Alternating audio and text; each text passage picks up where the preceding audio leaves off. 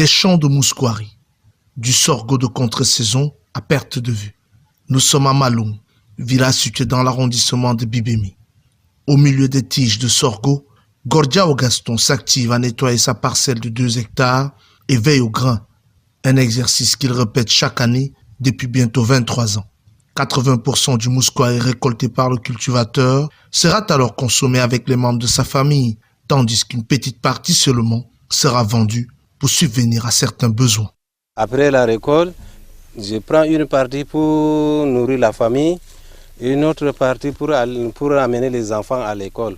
Ce matin, Gordiao Gaston reçoit la visite d'une équipe de l'Institut de recherche agricole pour le développement, l'IRAD, avec à sa tête son directeur général, le docteur Wang Noé, accompagné de quelques chercheurs.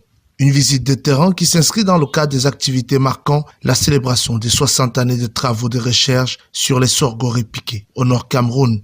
En effet, les premiers travaux de recherche sur les sorgho répiqués au Cameroun datent des années 60. Cependant, les résultats de tous ces travaux sont restés dispersés. Pourtant, plusieurs prouesses scientifiques ont été réalisées par les chercheurs de l'IRAD qui ont notamment développé des variétés de sorgho à haut rendement et résistants aux maladies et au stress hydrique. En 60 ans, qu'est-ce qui a été fait?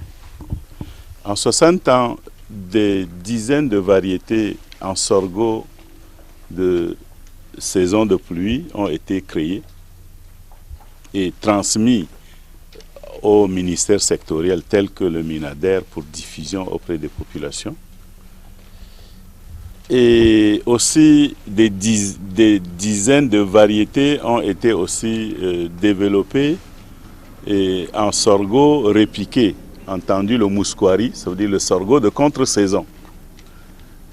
Ces variétés aussi ont été diffusées à travers le MINADER auprès des populations. À travers cette activité, il est avant tout question pour l'IRAD de capitaliser les travaux de plusieurs années de recherche, d'échanger avec les différents acteurs afin de redynamiser la filière dans la zone soudano-sahélienne du Cameroun. Anciens et nouveaux chercheurs ont profité de cette rencontre pour échanger et faire le point sur la recherche. En milieu paysan, quelles sont encore nos variétés qui tiennent encore la route? Quelles sont ces variétés qui continuent encore à suppléer l'alimentation des populations de cette partie du pays?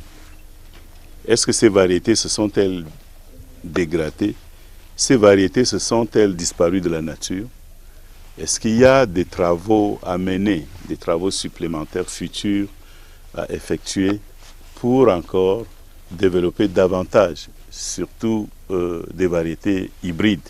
Pour les cadets, ce fut un honneur de pouvoir échanger avec leurs aînés chercheurs, à l'instar de l'agronome généticien, Dr Ekebil Jacques Paul, et de tirer profit de leur riche expérience.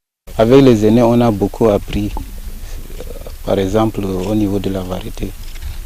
Oui. Et ce que ça peut nous servir, on peut valoriser donc ces variétés, pourquoi pas les vulgariser, pour que les paysans parviennent. Il y ait accessibilité donc pour cette nouvelle variété. Ça a permis à ce que l'on soit beaucoup plus boosté, quoi. Ça nous donne encore plus de force de savoir que bon, en fait, cette recherche n'est pas vaine. J'ai trouvé ça extrêmement heureux. J'ai dit au directeur général toute la joie, n'est-ce pas, qui est la mienne. Parce que comme je vous l'ai dit, jeune chercheur, j'ai passé toute ma période de recherche active ici, dans cette écologie, Nord Cameroun. J'étais à Guétalé, puis après j'ai été à Marois. Et de Marois, je venais à Garoua, j'allais à Poli, à Fignolet, et tout ça. Donc vraiment, c'est l'écologie.